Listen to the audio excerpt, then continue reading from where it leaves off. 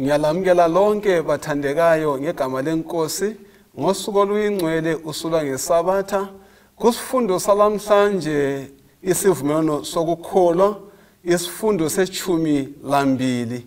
Mina ke engikhuluma lani ngumfundisi uGresham Mlilo. Ngizakunxusa laba engilabo ngamunye wabo baziveze. Salibonani balaleli, salibonani babukeli. Singena phakathi kwesifundo okhulumayo ngumfundisi uMdlovu. Salibonani bantwana benkosi, okhulumayo uMrs Zandile Ntombi Zanamo. Salibonani izihlobo. Salamukela kusifundo sethu sanamhlanje okhulumayo nguElder Amos Maforo. Asibeni lethuba lomthandazo. Babo sezulwini, siyakunxusa kusifundo sona lesi siyakubala khona manje. Esikucelayo umoya oyingcwele ukuthi asichasisele ngcono isifundo sona lesi bese sisiphila. Sikhulekela ababukeleyo, sikhulekele abalaleleyo. Senzele umusa, sithole ukuphila kusifundo sona lesi, impilo zethu ziguquke egameni lika Jesu Kristu. Siyakhuleka, amen. Amen. Siyabonga njalo ukubana sihlanganele kulesi sifundo esiqhakathekileyo kangaka. Silokho siphakathi kwezifundo ezikhuluma ngesivumelwano. Namhlanje sikhangela isifundo esikhuluma ngesivumelwano sokukholwa. Ngizakunxusa uElder uMaforo asifundele indinyana okumele sifunde ngamakhanda ethu. Galatia 3 esincane 11. Siyabonga. Galatians 3 ivesi 11 ithi yona, kodwa kusobala ukuthi ngomlayo kakula muntu olungisiswayo phambi kwaNkulunkulu, ngoba olungileyo uzaphila ngokholo. Siyabonga. Nansi ke indlela yokufunda wekhanda ethi njalo kusobala ukuthi ngomlayo akula umuntu ongalungisiswa phambi kwaNkulunkulu. Angeke ngizwe lapha kumfundisi uNdlovu ukuthi indlela yokufunda kwekhanda le maqonana lomlayo kaNkulunkulu akula umuntu ongalungisiswa akula umuntu ongalungisiswa phambi kwaNkulunkulu ngomlayo. Njalo olungile uzawuphila ngokukholwa. Kuyini esikufundayo kule ivesi ikakhulu siqathanisa lesihloko salamhlanje sithi isivumelwano sokholo. Isivumelwano sokholo sizwisisa ukuthi umlayo kawusindisi umuntu. Abachumayeli abalodumo abaningi ngiyake ngibazwe bathi bona nxa bekhuluma ngomlayo bathi umlayo yisibuko uyakuvezela lokho oyikho khona. Nxa kulalapho phambanisa khona umlayo uyakukhombisa ukuthi hayi usuphambanise lapha lalapha lalapha. Ngomlayo sonke sonile, ngomlayo sonke sisilele entandweni kaNkulunkulu. Umlayo udimanda ukuthi thina sibhubhe, ngoba umlayo udimanda ukuthi thina sibhubhe. Ngakho ke nxa umlayo udimanda lokho, ivesi bisisithi kuqhakathekile ukuthi ke abantu baphile ngokholo. Namhlanje sizafunda kabanzi indaba yokukholwa lokuphila, ukuthi ekuphileni kwethu lapha sibe ngabantu abaziwa ngokuthi singamakholwa. Siyabonga. Angazi kuzanamwe ukuthi umlayo pho njana sewuchazile uNdlovu. Umsebenzi omkhulu kuyini? Umsebenzi womlayo omkhulu ngokusitshengisa indlela. Ngoba nxa kungela mlayo ngeke sibe kwazi ukuthi siyanga. Ungakhangela ukukholwa. Nxa ukholwa kulezinto okumele ukholwe kuzo. Umnikazi walo okholwa kuwo uyathi ukuthi mina nginje. So umlayo uyikho uNkulunkulu ayikho khona. Ukulandela umlayo kutsho ukwenza intando kaNkulunkulu. Ukholwa ngoba utshengiswa yimlayo ukuba ukholwa. Siyabonga lokuthi lokhu yikona nxa sweqe ini umlayo. Maforo elder. Nxa kuthiwa olungileyo uza kuphila ngokholo. Ngilokho ngiphezulu kwesihloko sethu isivumelwano sonjani sokholo. Usechilo uNdlovu ukuthi yena hayi kasilungiswa ngumlayo wasivezela uZanami ukuthi hayi umlayo uNkulunkulu yikho khonokho. Nxa sesikhangela olungileyo uza kuphila ngokukholwa kutshoni khona. Engikuzwisisayo lapha indaba yokuthi sisodwa ngezake senelisa. Ngawethu amandla ngezake senelisa. Kuyadingakala ukubana sikholwe egazini lika Jesu. Sebesikhuluma ngalo last week. Ukubana sinje sisindiswa ngokukholwa, ngomusa. Thina simele sikwenze ukukholwa. Kube sokubalelwa kithi njengabalungileyo. Ngaphandle kokukholwa ngezake sasindiseka. So kuqathekile ukubana sihambe ngokukholwa, sigagadlele ukukholwa, simethembe uJehova.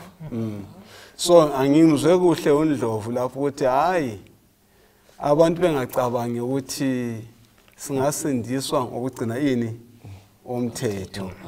Ngamuzwa kuhle Maforo ukuthi sisindiswa kanjani ngokukholwa kuJesu owasifelayo eCalvary.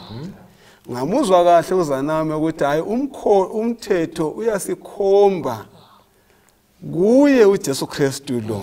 Usubonile lapha engonakale njani khona. Kule ndaba exoxwayo esifundweni sethu namhlanje. Indaba le kuxoxwa ngeqhawe okuthiwa umlobi uxoxa ingathi inganekwane kayisiyo into eyenzakalayo. Uthi kunganekwane yakhe kule qhawe okuthiwa ngoDiasis. Emva ubona esenqobe iTroy wenza ngokungakwenza wakhanya bana abuyele ekhaya. Waba lo hambo lamthatha 10 years. Xa indlela ekubuyela ekhaya kule indaba khanya yaba buhlungu yaba nzima. Nxa ethuthuya ngapha ahlangane lobunzima, nxa ethuthuya ngapha ahlangane lobunzima wahlupheka okumangalisayo. Uthiwa izithixo zakhe zaze zamzwela. Sehluphekile lo muntu. Zamvulela indlela wafika ngaphi ekhaya. Kambe lathi ekukholweni kwethu njana besikhuluma ngokukholwa ukuthi siyaphila ngokukholwa. Kambe ukusindiswa kwethu lokuyafinyela kwelethu ikhaya kungeza kuphela ngokufuqa ukuthi sebehlupheke kakhulu laba bantu kodwa mangenise ekhaya. Yekuhlupheka khona kodwa yekuhlupheka siyakuzwisisana sehluphekile lapha emhlabeni kodwa yekuhlupheka khona kodwa yini ongasenza siyebona umuzi kaBaba kodwa na. Hayi indaba le isivezela ukuthi into othiwa ukuhlupheka vele yinto ekhona emhlabeni. iBhayibheli nxa likhuluma lithi insuku zozelwe ngesifazana zinjani zimfitshane njalo zigcwele ini usizi zigcwele ukuhlupheka. Ngakho ke kulo ohluphekayo semhlabeni njengoba sigonjolozele izinhlupho sokuzonke kohluphekayo semhlabeni kumele aphile ngokukholwa okwenza sinqobe inhlupho okwenza sinqobe kulolu hambo kumele sibe ngabantu abaphila ngani ngokukholwa. Bona ngani ngokumqoke sikufunda kule indaba indoda leyi yaba lethemba lanxa yadlula phakathi kokuhlupheka iminyaka eli10 ilokhu isasendleleni yokubuyela ekhaya. Lathi ke kukhangelelwe kithi ukuthi sibe ngabantu abaza kusindiswa enkamboni yethu yosindiso kasiphileni ngokukholwa. Siyabonga ngibona uMaforo ufuna ukukhuluma okuthize. Yengeza khonapho indaba yethu yokukholwa imi kanje siba lesiqiniselo sezinto ezingabonwayo simethembe Right. kwezinye izikhathi kungakhanyi ukuthi kuzagcwaliseka kodwa simethembe uJehova kubalelwa njengokulunga yithi. Empilweni esiphila kiyo iningi labantu licina likholwa ngani njengebandla lensali sikholwa ukubana sisindiswa ngomthetho. Simele sisebenze sizilungisise kodwa kusifundo sanamhlanje sakuthola kucace ukubana hathi okudingakalayo ukuthi sikholwa akulalutho ongalwenza ukuze usindiswe. Esimele sikwenze yikukholwa. Njalo kwakudingakala umnikelo kaJesu ukuze lokho kugcwaliseke. Ngaphandle komnikelo wona lo kaJesu asenzela khona wasigeza, akugcwaliseke asiphelelanga, ukholo lwethu aluphelelanga. Zanami kulabantu abacabanga ukuthi engalala phezulu kwezipikili ahlokoluza umzimba wakhe igazi lophe kumbe angene phakathi komlilo aziphalaphala kuza kuthinta inhliziyo kaNkulunkulu ukubana imnike usindiso. Kambe yikho yini okumele sikwenze ukuthi ngihlupheke ukuze ngisindiswe na? Mfundisi, uSathane ubagqilazela abantu. Wabenza bathwala nzima ngokusindiswa. Khona ukusindiswa sokwabhadalwa nguJesu esiphambaneni. Yes. Ungezwa kuthiwa kulento la eyimahara yikusindiswa. Ngoba uJesu wabhadala konke esiphambaneni ukuba thina sisindiswe. Akusela ukuthi kumele siyezipikilini siyezihlukuluza. Okwethu ukuba siye kuJesu sikholwe kuphela. Ungakhangela indaba yesiphambano yayingasondaba elula. Kodwa yiyo echimbali yokukholwa kwethu. Ngakula siphambano ngasikho. Uthe bhala amaHebheru abe sesithi khona uJesu ngiyumqali lokuphelelisa wani ukusindiswa kwethu ukukholwa kwethu. Okuthi ukuthi thina indaba vele sesiphambanweni. Sikhululekile, uyazi siyazigqilaza thina sakhulula. Kuthiwe nansi iZimbabwe isi-independent, isithethe uzibuse, kodwa thina sibe siloka siyeguswini empini. Uyadingane ekuzuhlukuluze nena uJesu siwabhadala konke esiphambanweni. Phela ungakhangela indaba yesiphambano yiyo esikhomba ekuthini sazi ukuba thina silempilo engapheliyo. Ithemba lethu lisesiphambanweni. Umuntu ongela themba ufile, kodwa thina sikhululiwe ngoJesu wafa esiphambanweni. Sisiyabonga ngikuzwa usithi usindiso yisipho. Esivela kubani? uNkulunkulu awula ulutho ngazenzela lona ukuthi ube lokusindiswa ngaphambi bana usinzwe through wenzani isipho esivela kubani kuNkulunkulu. Maforo ake kuhlale phansi silapha kathesi umkhumbulo wakho uke usuke kuyale indlu esikuyo usuke eZimbabwe ubuyele eminyakeni phose engamakhulu amabili about 2000 something years back uyefika khonale kwaIsrayeli ukusibona isiphambano ususizwa bona abantu babhizi babanga umsindo kuyaphithizela uze bambethele kambe akungitshele ukuthi kuyini ongathinta imicabango yakho nxa usufika kuleyo ndaba ke umbuzo oqhakathekile mfuthu bana uhle ubambe uhlanganisana lokhu kucabanga ukuthi kambe usindiso lona ngokwalo kuTestament elidala mekusivumelwano esidala lo sindiso kusivumelwano esitsha kwehlukene yini nxa kwehlukene ngaphi nxa kungehlukananga awehlukananga ngaphi ikakhulu engqondweni zakho ulokhu ubona ebethelwa lapha ya. Ngiyabonga mfundisi. Indaba leyi indaba eletha intokozo empilweni yami ngoba uJesu ungabuyela ePalestine 2000 years back elengiswa emthini kwakungela sidalwa esasingakwenza lokho. Ingilosi ezulwini lobe inotho yethu yonke silayo sasingeke sizihlenge. Kwakudingakala ofana loNkulunkulu onguNkulunkulu ukuthi abuye azongihlenga. Kodwa likhumbule balaleli ngangizikhethele ngizonile ngaphambuka uJesu kwakungadingakala ukuthi abuye azomfela. Wayengafoselwa ukuthi abuye azomfela. Wazikhethela ngothando wasengithenga.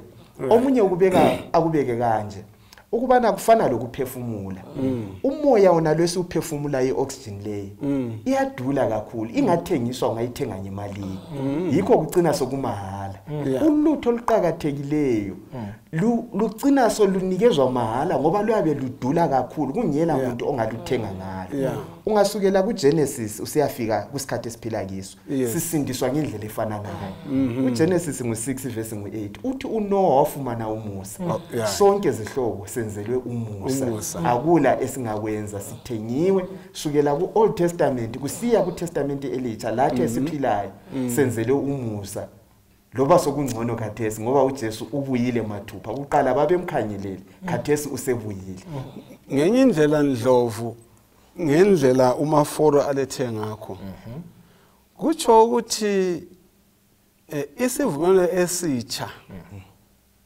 akusho ukuthi sitsha ngoba kuyinto entsha njalo sakhuluma last week kuvikela iphelileyo sitsha ngokugcwalisa kwaJesu Kristu angithi ngenye indlela usindiso esikhuluma ngalo kuTestament elidala la kuTestament elitsha kuyahambelana njalo kuMaforo senjani esekulethile so akumelanga sicabanga ukuthi hayi sesihamba ngonyawo olutsha kathesi uthini khonapho Ndlovu uMaforo ukhuluma indaba ethathekisayo indaba yesiphambano isiphambano sifananiswa lembilabi heartbeat inhliziyo yosindiso inhliziyo yesindiso ikhona phana esiphambanweni ngakho ke kakula muntu oza kusindiswa ngaphandle kokukholwa abona abantu abaphila kuTestament elidala baza kusindiswa ngokukholwa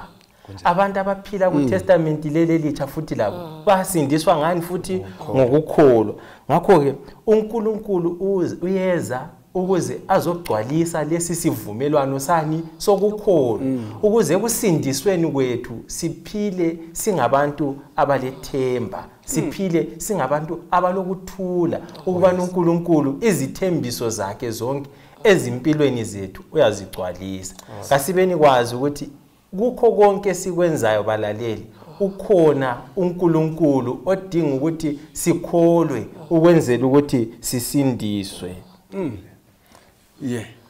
mina ngithathekiswa indaba yesiphambano uthi usindiso lwethu ngakula siphambano ngasi asilakho lokhu kusindiswa kumahala kodwa indaba yesiphambano yenza sibe ngabantwana indlalifa zezulu uJesu wasithanda wazwa wathanda thina ukwedlula ukufa ukufa kwangabi into emesabisayo ngoba ekhangele thina uyazi uthando lukaJesu lukhulu kunje mfundisi Mlilo ngathi uShepherdess sewonile wena mfele kungaba nzima sibili anganyamalala umfundisi njalo ngakwathwa amaforo ngozafela ngakho izono zabantu bonke ngasithwele nzima la ngoba lo ngabazukulu kaMaforo kuyathi phela ngikhulu wafela leli walifelayo esiphambano kodwa kwakufuna imvu engela sici eyazalwa eyathi ubunkanyankanya ezulwini wabuya wazalwa waba umuntu wahamba phakathi kobuhlungu bomhlaba abantu abadalileyo bamthatha bamsesiphambanweni bambethela walenga waba inhlekisa bambethela wavuza igazi konke lokhu kuluthando lokuba mina la wenza usindiso indaba yokukholwa kumele ukuthi sibe nomcabango ukuba yabhadalwa esiphambanweni uJesu ngothando lwakho olukhulu kangaka wafela mina lawo ukuthi okwakho nje kube yikukholwa usindiso ngihlala ngezelele mfundisi khonapho ngithatheka izikhathi eziningi ukuba siyakuthanda ukubhadala kwezinye indawo kuyathi ukuze usindiswe buya lamaqanda lenkukhu emnyama ukubhadala siyakuthanda abanye ukuthi khona thenga amanzi ukuze uhlanjwe hayi bazalwa imbadalo yenziwe esiphambanweni free salvation siyabonga kakhulu ulethe imicijwe emangalisayo emihle kakhulu siyabonga kulokho ngoba Maforo engiqhweba la sizonke ukuthi hayi indaba ibhadelwe Yes. akudingakali isihloko esithandekayo ukuthi sizihlukumeze njengoba ethintile lapho dadewethu iningi lethu ukuze sisuthiseke sayifuna ukuthi sibhadale ngitshone ngisicabilelangeni khona phana ukuthi hayi insindisiwe ngiyegeziswa nhlanjwe kukanti ngahlanjwa kudala ngegazi lika Jesu so isivumelano lesi ngisokukholwa asibambeleleni kuJesu simethembe njengomntwana ethemba umzali Ngingubuza umbuzo Mafolo. Yeah. Uyakholwa yini na ukuthi uJesu Kristu wafela izono zakho emthini? Yeah. ngiyakholwa Xa ukholwa, usindiso ludinga ukuthi ukholwe. Kuphela. Ludinga ukuthi kukho konke sikwenzayo, Yeah. sikholwe. Yeah. Singaphila ngokukholwa, izinto ziza kusihambela. Siyabonga. Yikho kuMark 16:16 ethana okholwayo anjani? Abhabhathizwa kanjani? Zakusindiswa. Usetshilo udadewethu lapho uthena lokhu yimahara. Imahara. uPaul abesethana mina ngiyaziqenya ngani?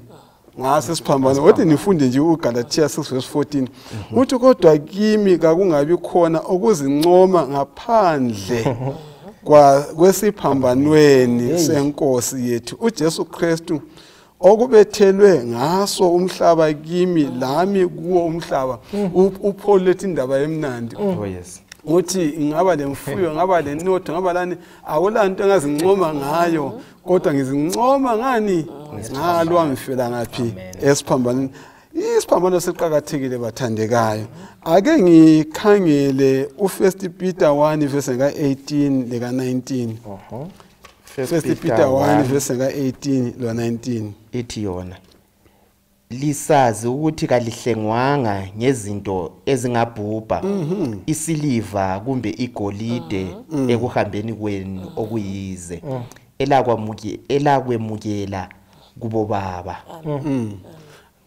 kodwa ngegazi lika Kristu eliligugu kungathi ngelewundlu elingela sici lelingela bala siyabonga asike sihlaziye leli bala elithi okuhlengwa asike sixoxele ngebala elithi okuhlengwa manje saqoqa libala leli lingakhanyisa indaba eqhakathekileyo Mbano ngaqalisa sikhula sasijayele ukuhamba kuthiwa kuseBG ukuyabhukutsha alright eBG ngale kwakusenzeka ukuthi abanganelisiyo babengena phakathi kumamdiphu lapho kutshona khona kakhulu okay angathola omunye segalula bese kusiba lo muntu ogijimayo lo phondo kumbe lo mqwayi omudi pipe afika ifake lapha emanzini ukwenzela ukuthi lo segalula abambelele ngokukholwa ukwenzela ukuthi bamkhiphe emanzini now ibala leli lithi ukuhlenga libala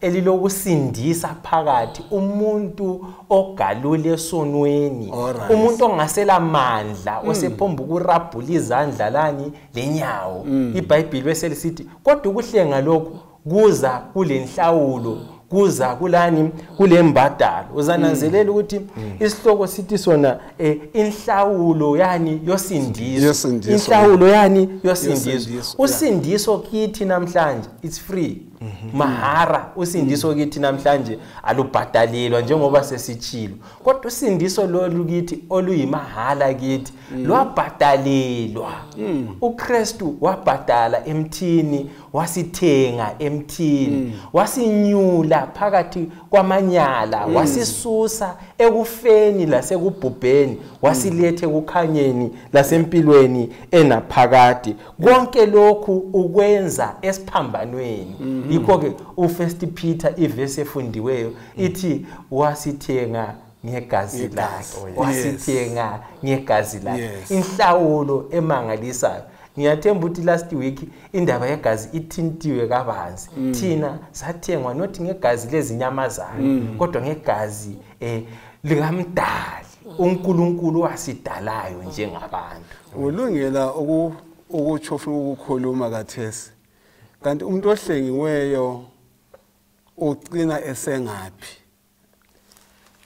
ngingakaphendula umbuzo wakho mfundisi ngifuna ungezelela indaba yokuhlenga nxa umuntu esegalula lo omhlengayo la usengozini phela umuntu ogalelayo lamandla amakhulu ukuthi la uyakwanisa ukukudonsela phakathi Yeah. kaningi sizwe kuthiwa lo hlengayo la unjani ungenile wafapha so uJesu wathatha amanyathelo ayile ngozi phakathi okuye esiphambanweni uyazi kumbali kwakungela muntu owahamba waya kufa wazivusa kwakusazo Lazarus abavusayo wabavuswayo bevuswa nguJesu kathesi manje sokulengozi yokuthi umavusa ngiyosesiyanga ethuneni so yikho sibona labalandeli bakhe babengela qiniso ukuthi uzavuka yini ngoba kwakulengozi phakathi kodwa uJesu owasihlenga ngegazi lakhe silokuthaba okukhulu ngoba wavuka ukutshengisa ukuthi hayi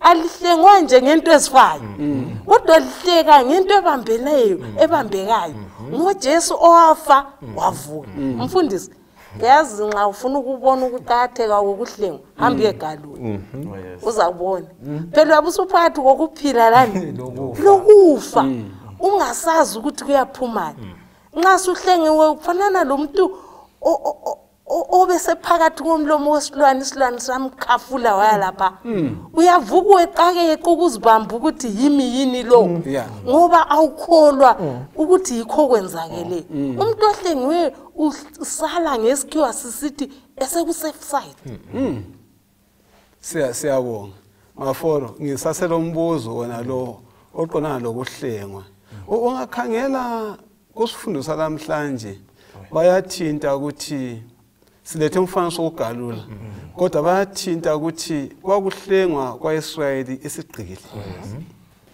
lesi sigqili siyabe siphakathi kobugqili obumangalisayo omhlengayo ukhipha inhlawulo hathi ukuthi abe isigqili sakhe kodwa kubona kanjani akhululeke yikho ade ngifuna ubona bengibuza ukuthi umuntu engahlengwa kathesi uba kusiphi isigaba yeah ungakhangela embalini especially koIsrael khona phana kanengi owayekuhlenga ngowaye seduze kwakho owegazi lakho isihlobo sakho akuhlawulele angabhadala inhlawulo usubuyela kusimo owayiso sona ungakaqhilazi lathi ngokunjalo owegazi lethu umfowethu uJesu wabuya wasihlenga ngegazi lakhe wasibhadalela balaleli nxa sihamba asambeni njengabantu abakhululekile singethuswa lutho kungaba yicorona kungaba yiHIV kungaba yicancer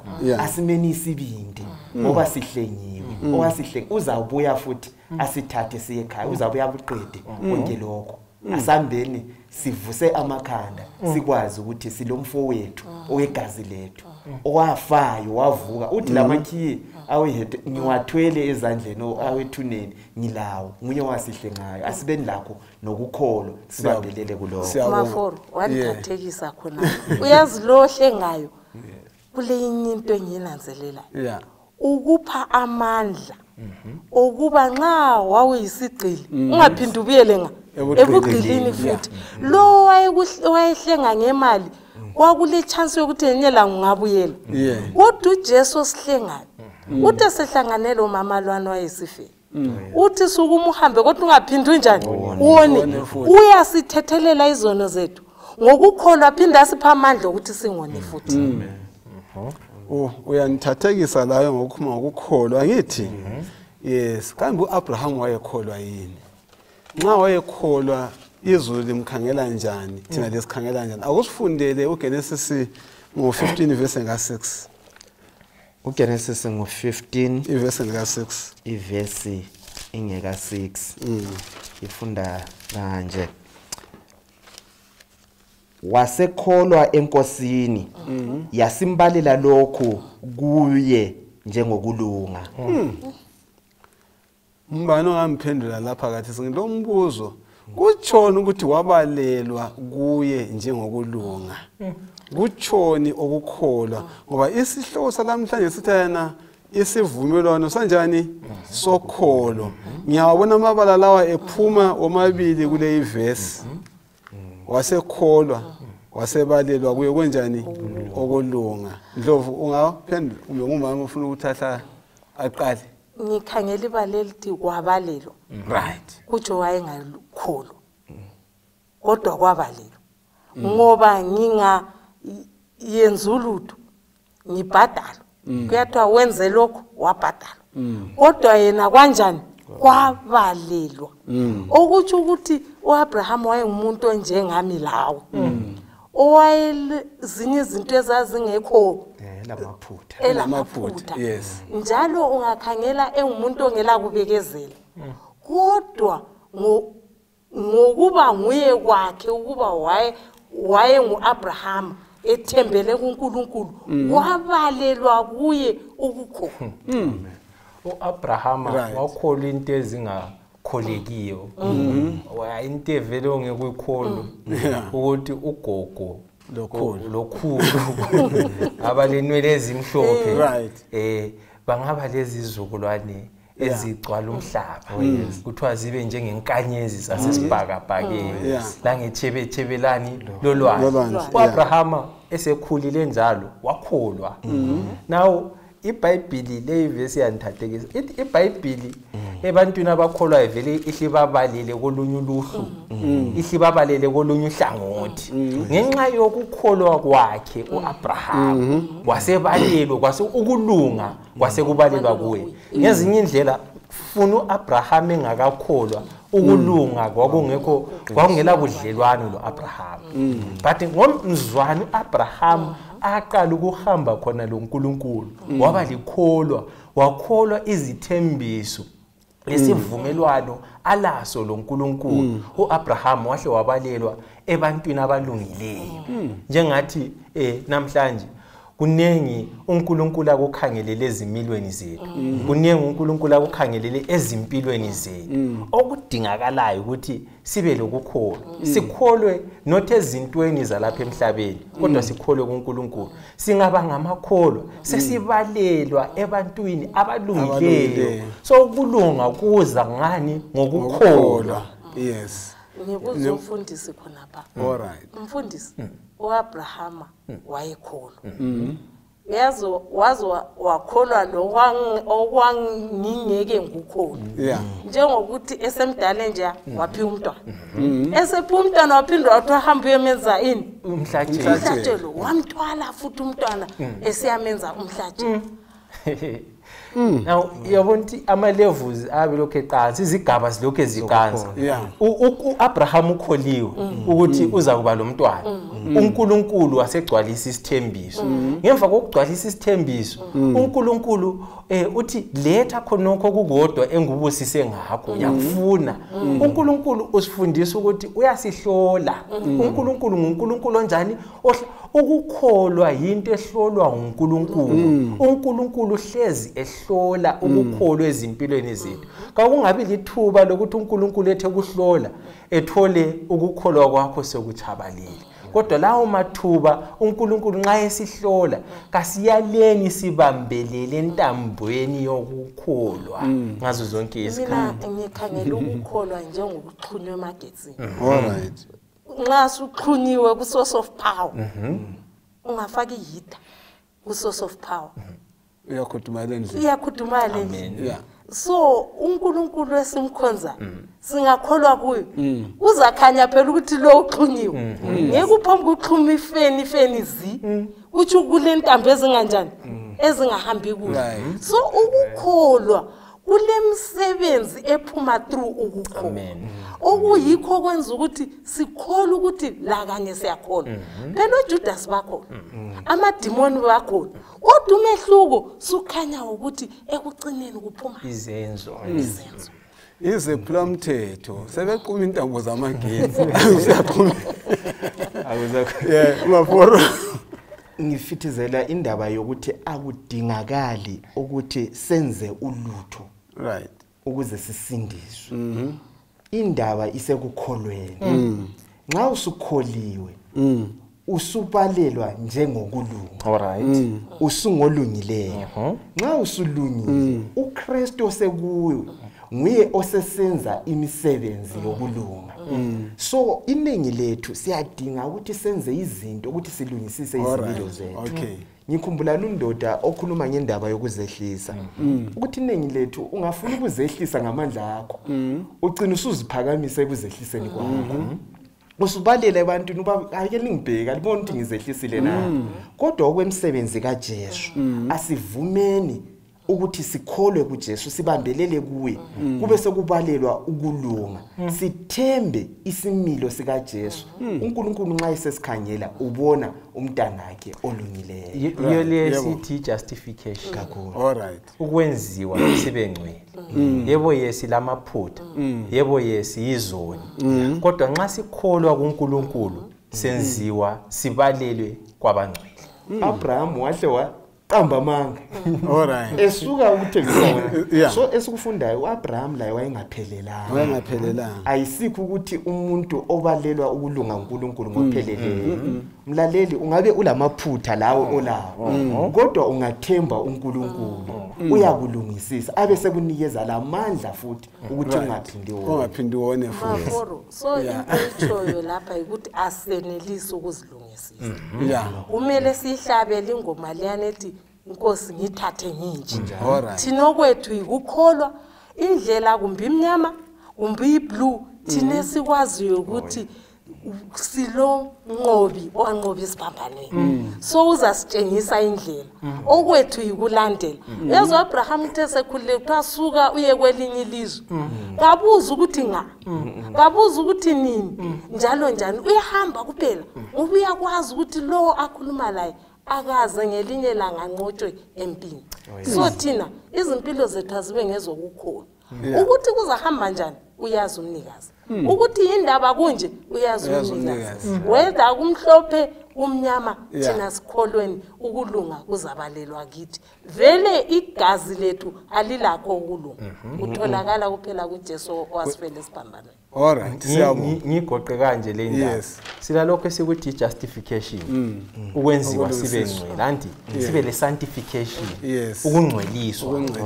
Sibe sesiba le glorification. Yes. So lokho kwezinto kuqalele ukuthi sithi siyizona uNkulunkulu asenze sibe ngabantu abanjani abalungileyo anti phela uNkulunkulu ebese singcwelisa bese ukuqalisa iprocess ye sanctification nxa siphila ngothando nxa siphila ngokugcina imilayo kaNkulunkulu nxa siphila ngokwethembeka uNkulunkulu iprocess ukuthatha ithuba uNkulunkulu uyasingcwelisa then singasindiswa ngokukholwa sesisezulwini yikho lapho kuyayenzakala khona iglorification ukukhazimuliswa. Oh yes. Sesikholiwe siyamzwisisa indlela ikhulume ngayo bizokho gijima kimi isihloko isivumelwano sokholo. Kambe kulokholo kungela sivumelwano. Hayi. Phezu kwakho konke sokufika kimi ekhanda indaba eqhakathekileyo. Sengikholiwe ukweyama sibili kuzizithembiso zikaNkulunkulu. Ya. Kule ndaba exoxwayo lapha ngoCardinal Balamain akusitshele ukuthi nxa sikhangela ukweyama kuzithembiso sifundani ngale indoda emva kwalokho udadewethu ayeseyaphambili lapha ngokwenza kube sobala indaba yokweyama kuzithembiso. uKristu nguye kuphela. Wenele uKristu. Konke lokho kunye esibhizi ngakho akusisi ndawo. Indaba yokukholwa yikuthi sibambelele kuJesu. uCardinal Belema uthi ababuya bamphathela konke ayekusebenzisa inkolo yabo bekusebenzisa kumela uKristu. Uthe sesifa uthi engudingayo nguKristu ephelele. Isihlobo ezithandekayo esikudingayo nguKristu. Sibambelele kuye uKristu siphelele. Uthi yena umthwalo wami ulula. Asamukeleni umthwalo kaJesu. Umthwalo uza kusinikeza owakhe ulula ukuthi eyethu inzima. Kukho konke sikwenzayo ngokukholwa asibambeleleni kuJesu kuza kuba lula indlela yethu yosindiswa. Ngeke ngizwe lapha usuyilethe kamnandi ke endabeni yokweyama kuzizithembiso ngokukholwa kubani kuphela kuJesu Kristu. Ukuthatha njani le ndaba zanamwe? Mfundisi, akulanto emnandi njengokweyama ezithembisweni zikaJesu. Right. Umlobo omnye umhlabelelo utehlabelela uthi ngingesabani. Ngesabani. Nxa ngiyame engalweni zikaJesu. Yes. Kodwa phela ungalala engalweni zomuntu ungathwala nzima. Yeah. Angavuke ngekho. Lokhu usebuthongweni. Yeah. Ungathembele emuntwini ezithembisweni zomuntu ungathwala nzima. Yeah. Ngoba umuntu kagcina isithembiso kwesinye isikhathi. Kodwa simkhonzayo uJesu akula sithembiso angasigcini. Ngengangela mfundisi. Ngathi akulanto emnandi njengokweyama ezithembisweni zikaJesu. Yeyama kuJesu konke kuza kulungela. Ngithe ngikhangele ukuthi ngoba lenkambo lo Jesu. Yes. Hamba layo uJesu ungezwa next door ukuthi welapha umuntu. Ungezwa next door ukuthi is provide uyapha ukudla. Akukuzwe kube kuwe uthi hayi umlapho omkhulu ngoba nawe welaphile. Hamba lo Jesu. Umkhethe yazi abantu bayakhetha izinto wena khetha uJesu njengomqali lompheleliso wempilo yakho akulokunye okuza kwehlula nxa ukhethe uJesu okwesithathu konke ngicela kuJesu ngicela kuye ungakuyabe umkhuhlane ngicela kuJesu umendo osusala ngicela kuJesu imali engekho endlini ngicela kuJesu indlala uthi umhlaba lo ugcola kwawo kungokabani ngokwakhe abantwana abangasalaleli ngicela kuJesu surrender kuJesu hamba la uJesu emsebenzini wakhe uthi lo ahamba la yasoke afana ngoba unguJesu umnqobo abide with him hlala kuye. Yes. hlala kuJesu noma sokutheni kungabe kuyabe kuthiwa nguCovid-19 wena hlala kuJesu Yes. hlala kuye kungakuyabe kuyisigaba abantwana bengasenzi kuhle wena hlala kuJesu ngakuyabe ukufeyila hlala kuJesu ukwaliwa hlala kuJesu ukungalungi kwezinto empilweni hlala kuJesu ukholiswe izithembiso zakhe ebhala uDavida uthi kumnandi ukuba lo Jesu vuma akhulumisana lawo vuma uJesu abe nguye okulungisisayo wesinye isikhathi phela uyakufaka emlilweni uyagulela uyafelwa uyasilungisisela indlela enguJesu ekucineni kwakho konke bala ilizwi likaJesu ulungisiseka kuphela utshintsheka kuphela ngokukhangela kuJesu omunye uthi ngesikhiwa by beholding you become changed khangela khona phano Hebrews 4:12 futhi ilizwi likaJesu lilamandla liyatshintsha isikliwi liyatshintsha isigqili liyatshintsha isona esikhulejeni yizo izithembiso zikaJesu kumnandi ukuhlala loJesu Amen. Sisiyabonga kakhulu ukuzwa indaba eqhakatheke kangaka ngiyeka ngihle ngivale indaba yethu ngalamazwi kathesi siphakathi kwalokho sithina i-lockdown lapha kumele singayibuthana sikhonza sindawonye emabandleni kodwa akuvalwanga ukuthi ngihlala lo Jesu Kristu lemuli yami ngimkhonze usetshilo udadewethu uthi hlala kubani kuJesu ngena endlini yakho uhlale no Jesu Kristu ufunde ngoJesu Kristu uzwisise izithembiso zikaNkulunkulu kasoza kulahle uma singalahla ukukholwa lumhlaba ongonakala ngamandla izigebenga zinganda ngamandla abantwana bengazithwala okumangalisayo isociety ngeke yabambeka yikho kumele sikhonze uNkulunkulu sikhonze uNkulunkulu ama-church mhlazane evulwayo kasihambeni ngobunengi bethu ukwenza ukuthi sikhonze uNkulunkulu sebindana laleli gcikwane leCovid sibe lokunqoba ngiphetha ngalamazwi abhalwe lapha athona isivumelwano esidala isivumelwano esitsha sikhuluma kupha ukuthi uJesu wabhadala isikwelede sethu sonke esabangwa ikwephuka komthetho ngakho ke singabalungileyo ngenxa kaJesu Kristu asifelayo fundisi Elder Maforo ake ukhulekele ibandla usikhulekele sonke wana uNkulunkulu kasephathise sikhole kuJesu Kristu sibambele kuzo izithembiso zikaNkulunkulu sibe khona ekhaya kaBaba ekuzeni kwenkosi. Ungakakhuleki Maforo, ngicela ukutshela abalaleli labakhangelele lokho, labakhangeleyo lokho. Uthembekile othembisileyo. Amen. Asikhothamsana amakhanda sikhulekene.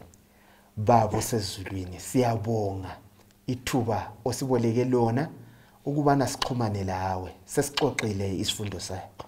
Esikubongayo yibukhona bakho. Ube lathi wasambulela amaqiniso ethu. Esikucelayo Jehova yikuthi sihambe ngokukholwa. Sibambelele kuwe loba kumnyama kungakhanyi ukuthi siyanga iCovid ihlasele. Sicela ukuhamba lawe Jehova. Sinikeze ukudla, sinikeze imisebenzi, sinikeze ukholo. Help our faith. Kalukhule ukholo lwethu. Nkosi esikucelayo nxa sisezindlini ibandla selibuya endlini, sicela ubana kube lokubuyisana, kube lokuthwalelana imithwalo.